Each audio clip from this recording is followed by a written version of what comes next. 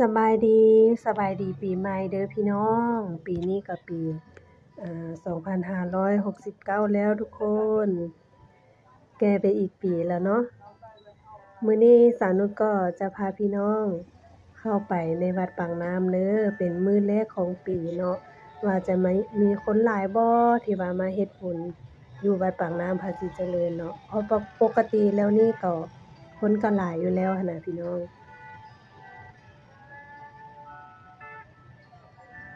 ข้ามสะพานนี้ไปก็นักท่องเที่ยวก็จะมาจากวัดนวลนรดิต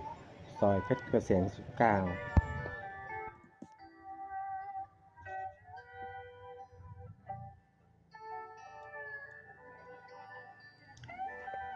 วันนี้นักท่องเที่ยวก็ได้เข้ามากราบไหว้ขอพรในวันขึ้นปีใหม่ซึ่งวันนี้ก็วันที่1 มกราคม 2569นะครับคนเยอะมากเลยวันนี้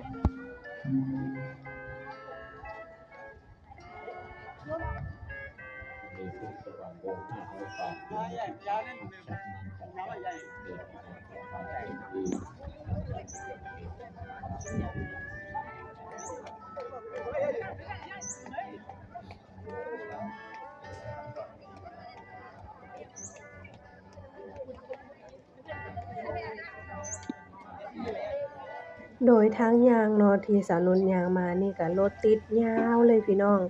แล้วก็ทางเดินก็คนเต็มเนาะจ้ะพี่น้องทั้งในซอยแล้วก็ทางเข้าเนาะพี่น้องคือคนมาเฮ็ดบุญนี่เต็มเลยบัดปากน้ำจะแตกเลยเนาะพี่น้องคือไปในมุมใดก็คือแบบคนหลายแฮงเดี๋ยวเป็นจั่งใดเข้าไปเบิ่งข้างในนำกันเนาะ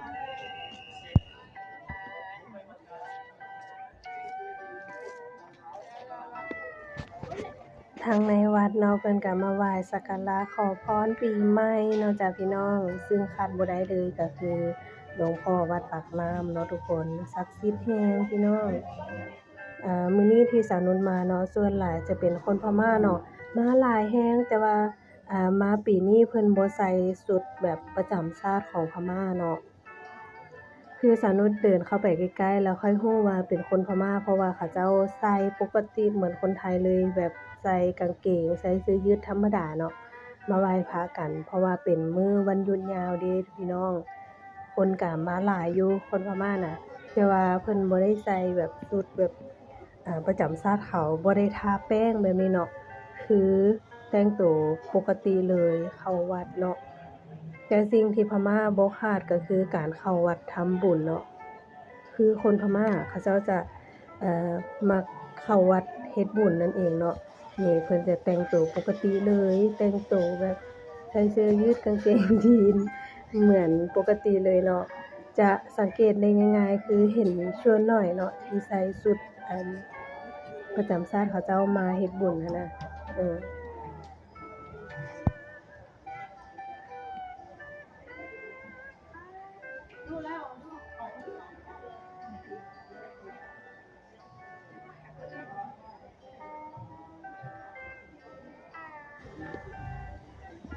ชาวพุทธก็วันนี้ก็มาทำบุญทำสังฆทานถวายสังฆทานกันเยอะมาก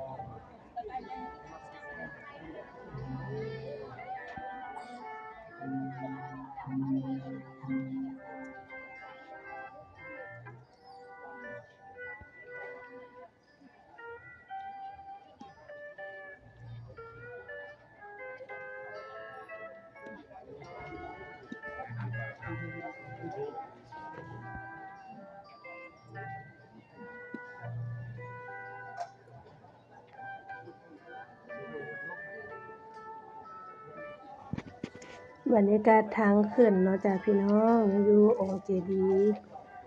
สีเขียวเนาะอยู่ทางเทิงที่เขาเจ้ามากราบไหว้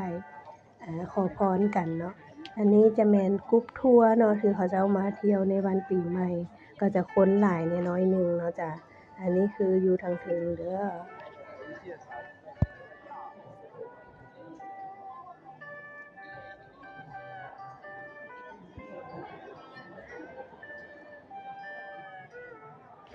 นี่ก็เป็นด้านในขององค์เจดีย์ซึ่งชั้นบนชั้น3ก็จะเป็นที่ประดิษฐานของเจดีย์แก้วซึ่งวันนี้คนก็เข้ามาชมแล้วก็กราบไหว้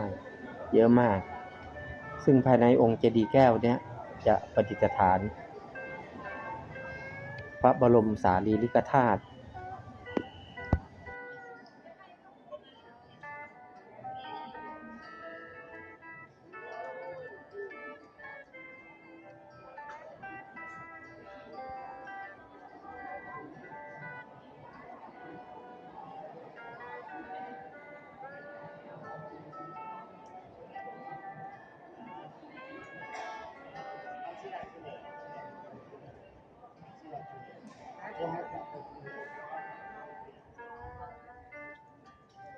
ซึ่งชั้น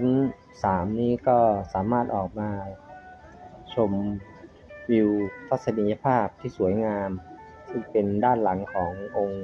งค์พระใหญ่นะครับซึ่งวันนี้นักท่องเที่ยวแน่นไปหมดเลย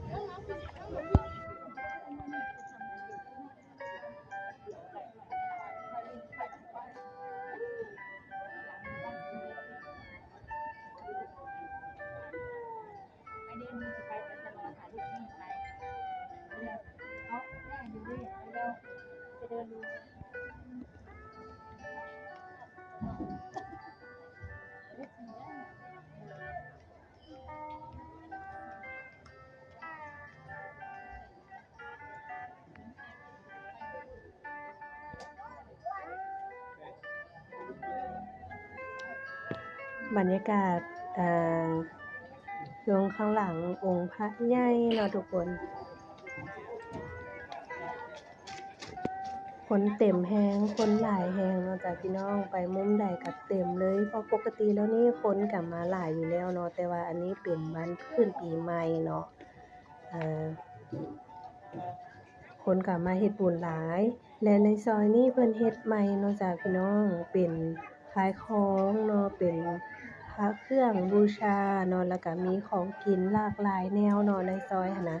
คนจะเต็มแฮงสนุกก็ย่างเข้าไปบ่ได้เพราะว่าคนแน่นแฮงก็เลยบ่เข้าไปเนาะส่วนทางนี้ก็จะเป็นทางเข้าไปไหว้สักการะหลวงพ่อเนาะทุกคนที่เขาเจ้ามาขอพรกันแล้วก็ทางนี้ก็จะเป็นทางออกเนาะพี่น้องคือวัดปางน้ำนี่น่าจะเข้าได้หลายทางเนาะบ่ว่าจะเป็นมานำรถเนาะหรือว่ามาลำเรือก็ได้หรือว่ามาตามสถานีรถไฟก็ได้คือกันเนาะส่วนคนที่กำลังย่างไปอยู่ฝั่งนี้ก็คือเขาเจ้ากำลังไปขึ้นรถไฟเนาะนี่เนาะบรรยากาศทางไปรถไฟคนที่มากับรถไฟเนาะเขาเจ้าก็สิลงจากสถานีบางไผ่เนาะทุกคนแล้วก็บางคนก็นั่งมอไซค์แหละบางคนก็ย่างเนาะย่างเข้ามาเพราะว่ามันบ่ไกลหลายปานใดอันนี้คือบรรยากาศรถติดแฮง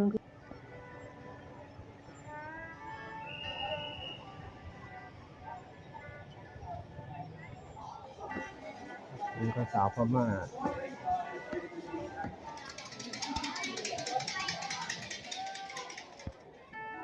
สำหรับคลิปนี้สาวนุชขอจบคลิปเอาไว้เพียงเท่านี้ก่อนเนาะสบายดีปีใหม่เด้อพี่น้องขอให้ทุกท่านโชคดีปีใหม่เด้อเฮงๆรวยๆเนาะจ้ะ